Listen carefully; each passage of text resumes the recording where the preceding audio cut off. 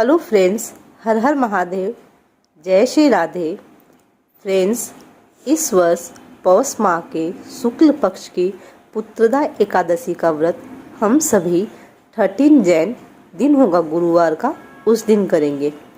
एकादशी तिथि 12 जनवरी को दोपहर में 4:49 से स्टार्ट हो जाएगी, विच मीन्स कि एकादशी तिथि मध्याह्न से स्टार्ट हो रही है। जो भी भक्त एकादशी का व्रत करते हैं वो 12 जनवरी शाम के टाइम में डिनर में राइस, ऑनियन, गार्लिक, नॉनवेज का सेवन नहीं करेंगे। पॉसिबल हो तो आप फ्रूट्स खा लें, अगर नहीं तो आप सात्विक भोजन ग्रहण करेंगे। और एकादशी का व्रत 13 जनवरी को करेंगे और पारण 14 जनवरी को करेंगे। पारण का जो समय होगा सुबह 7:15 बजे से लेकर के 9:28 तक का समय है 14 जनवरी के दिन।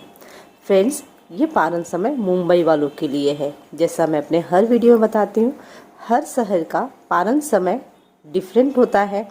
आपने इतनी मेहनत से व्रत रखा हुआ है तो सही समय में पारण करें अपने व्रत का।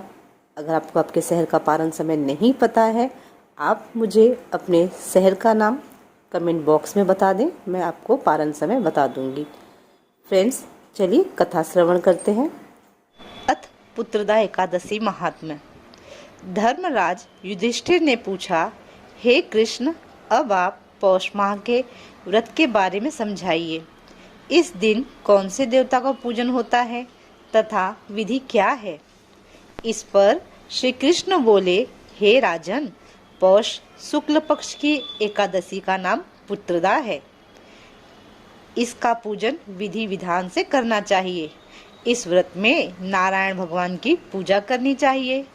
इसके पुण्य से मनुष्य तपस्वी, विद्वान और लक्ष्मीवान होता है। इसकी मैं एक कथा कहता हूँ, सुनो। भद्रावती नगरी में सुकेतुमान नामक राजा राज्य करता था।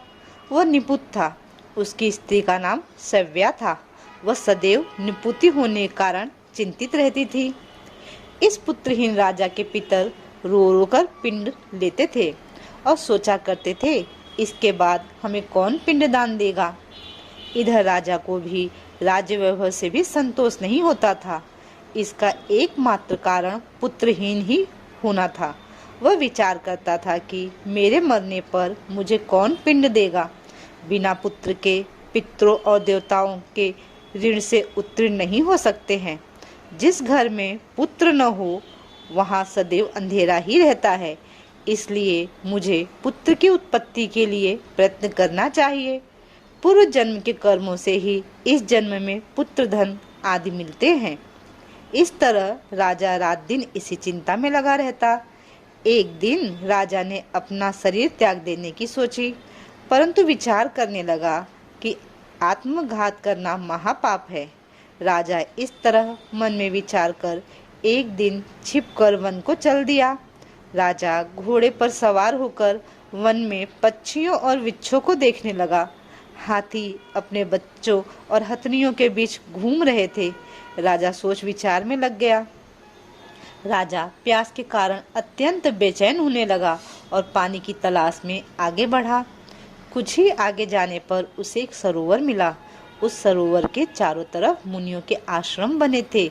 उस समय राजा के दाहिने अंग फड़कने लगे। राजा मन में प्रसन्न होकर सरोवर के किनारे बैठे हुए मुनियों को देखकर घोड़े से उतरा और दंडवत करके उनके सम्मुख बैठ गया। राजा को देखकर मुनीश्वर बोले, हे राजन, हम तुमसे अत्यंत प्रसन्न हैं। तुम इस जगह कैसे आए हो, सो कहो। इस पर राजा ने उनसे पूछा, हे मुनीश्वरों, आप कौन हैं और किस लिए यहाँ हैं, सो कहो। मुनि बोले, हे राजन, आज पुत्र की इच्छा करने वालों को संतान देने वाली पुत्रदा एकादशी है। हम लोग विश्वदेव हैं और इस सरोवर पर स्नान करने आए हैं। इस पर राजा बोले, हे मुनीश्वर, मेरे भी कोई पुत्र नहीं है। यदि आप मुझ पर प्रसन्न हुए तो एक पुत्र का वरदान दीजिए। मुनि बोले, हे राजन, आज पुत्रदा एकादशी है, आप इसका अवश्य ही व्रत करें।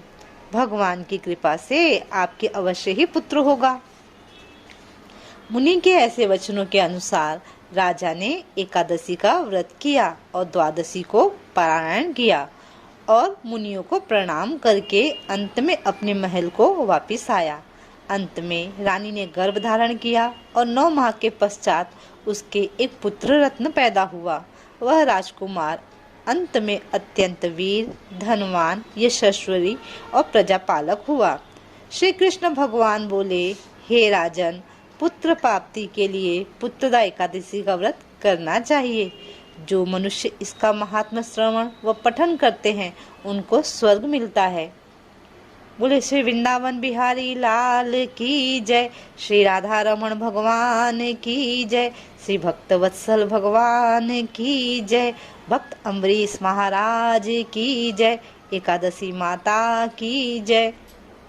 फ्रेंड्स, जैसा आप सभी ने कथा में अभी श्रवण किया कि पुत्रदा एकादशी की कथा का श्रवण व पठन करने से स्वर्ग की प्राप्ति होती है और हमें पुण्य भी प्राप्त होता है।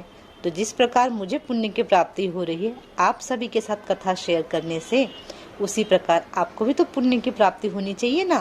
तो करना क्या है, अपने बंधु बांधवों के साथ में, अपने फ्रेंड्स रिलेटिव्स के साथ में बस इस वीडियो के लिंक को कॉपी करिए या वीडियो को डायरेक्ट शेयर कर दीजिए आप अपने व्हाट्सएप ग्रुप में, इंस्टा ग्रुप में। आगे जिन पर प्रभु कृपा होगी वो देखेंगे और फॉरवर्ड करेंगे आगे। ठीक है, तो मेरा सहयोग करिए आप सभी इस कार्य में। नेक्स्ट वीडियो में फिर मिलेंगे, तब तक के लिए हर हर महादेव, जय श्री राधे।